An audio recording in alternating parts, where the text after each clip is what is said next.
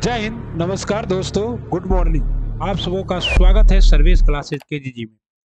बहुत दुख के साथ यह वीडियो बनाना पड़ रहा है उन तमाम डीएलएड अभ्यर्थियों के लिए जिन्होंने 2021-23 सेशन में अपना फाइनल एग्जाम दिया था सेकेंड ईयर का, और जिनका बीपीएससी टीआरई एग्जाम में एग्जामिनेशन अच्छा हुआ था।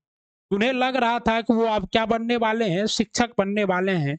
लेकिन कल, जैसा कि आप लोगों को पता है कि कल जो है, कल आपका डीएलएड का रिजल्ट आया। सबसे पहले तो सभी बच्चे रिजल्ट को लेकर परेशान थे कि 2021-23 सेशन का रिजल्ट कब आएगा। एग्जाम हो गया था, रिजल्ट पेंडिंग में पड़ा हुआ था, लेकिन कल फाइनली रिजल्ट दे दिया गया, जो कि तमाम बच्चों के लिए क्या रहा। तो रिजल्ट जो आया तो तमाम बच्चों के लिए क्या रहा कि आप लोग रिजल्ट इस तरह से बीपीएससी के वेबसाइट पर जाइएगा तो यहाँ पर आपको डीएलएड सेक्शन में रिजल्ट देखने को मिलेगा।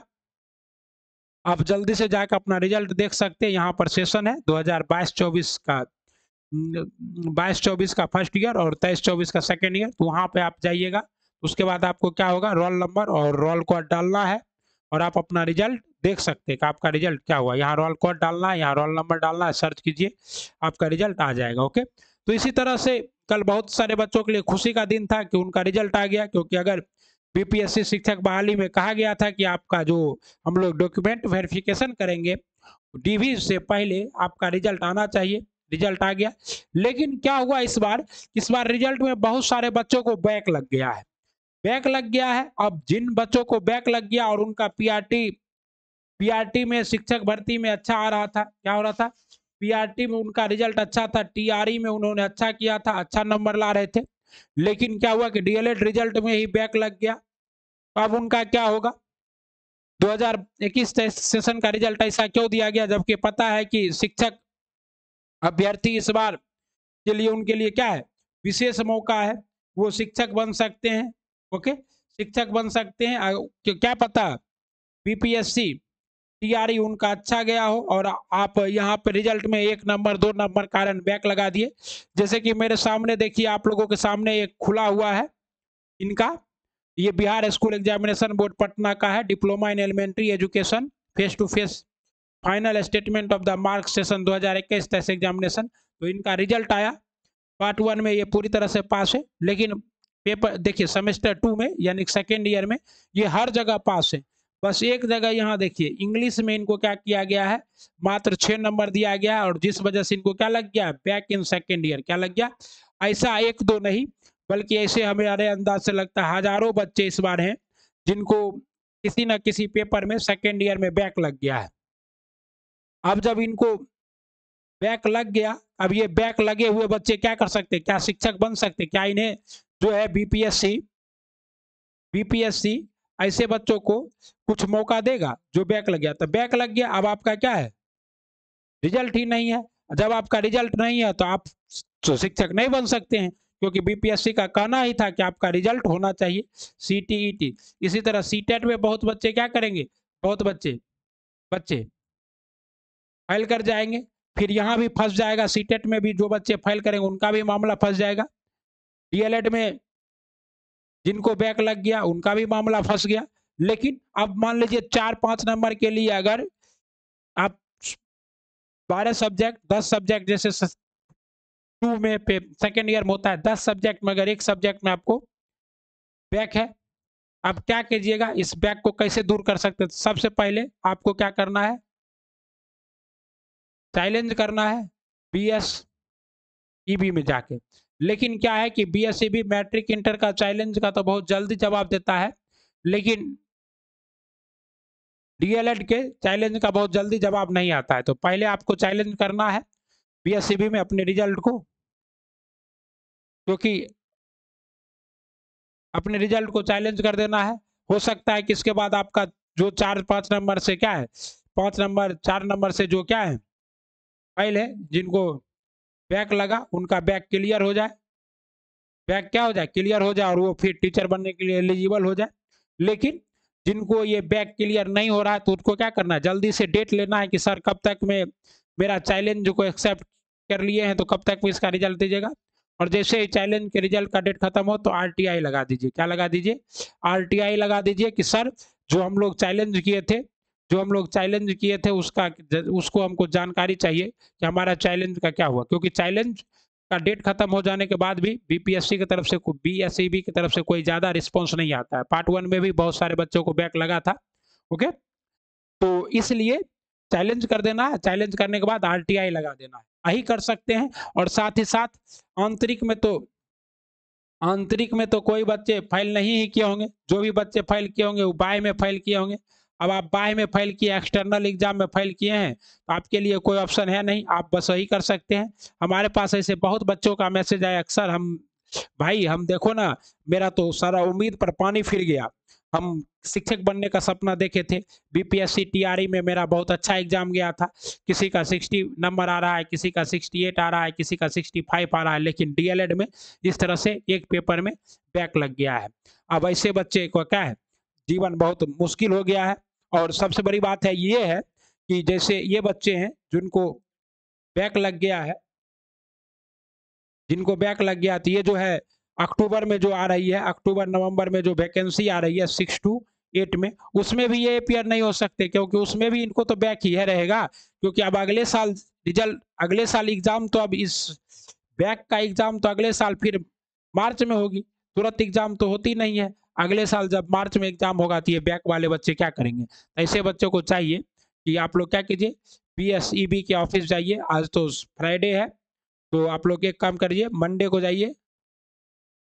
जाइए और सर से अपील कीजिए कि हम लोग को बैक लग गया तो कोई बात नहीं, लेकिन आप एक काम कीजिए कि हम लोग बैक पे, या तो आप बैक को क्लियर कर दीजिए, चेक करिए कॉपी, फिर से करिए, चैलेंज कीजिए, चैलेंज करके चेक कराने का कोशिश कीजिए। अगर चैलेंज से चेक नहीं होता है तो आरटीआई लगा के चेक कीजिए।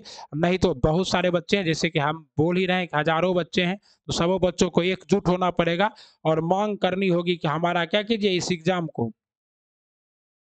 को यहीं पटना के अंदर एक सेंटर बनाइए।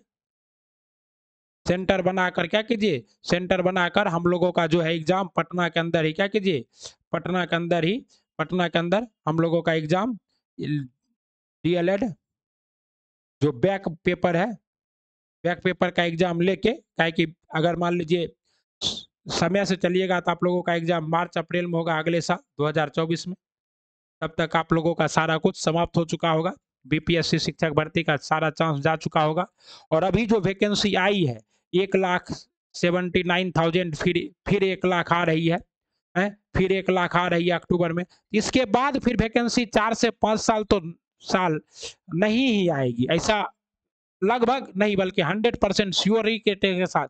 इसलिए अपना सारा एफर्ट लगाना है।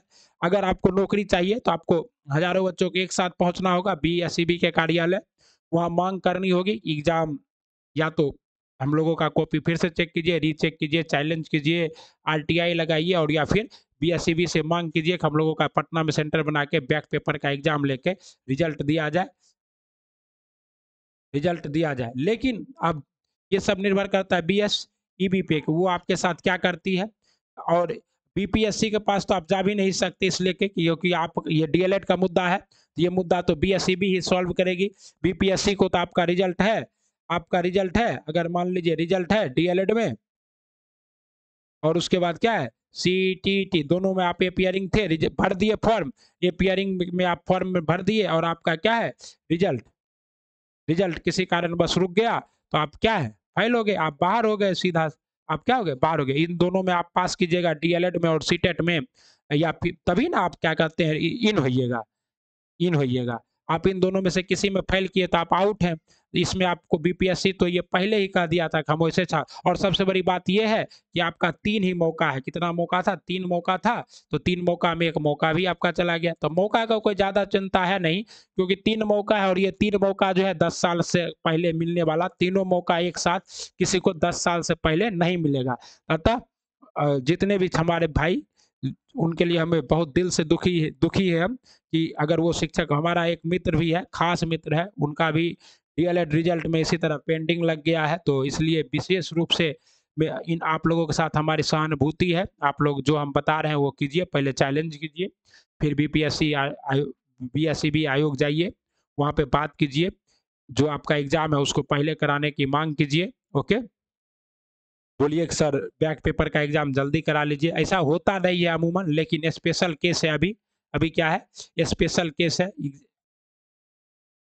स्पेशल केस का समय चल रहा है, मतलब बीपीएससी का बहाली चल रहा है, 1.5 लाख बच्चों का बहाली है, और खास करके 1 to 5 में तो 1 to 5 में तो क्या है, सिर्फ और सिर्फ डीएलएड वाले ही हैं, तो ऐसे में कुछ तो होना चाहिए। और आप लोगों को आज विश्वेश्वरैया जी का, महान साइंटिस्ट, वास्तुविद और इंजीनियर माननीय विश्वेश्वरैया जी का जन्म दिवस है, और इन्हीं के जन्म दिवस पर आज इंजीनियर्स डे मनाया जाता है।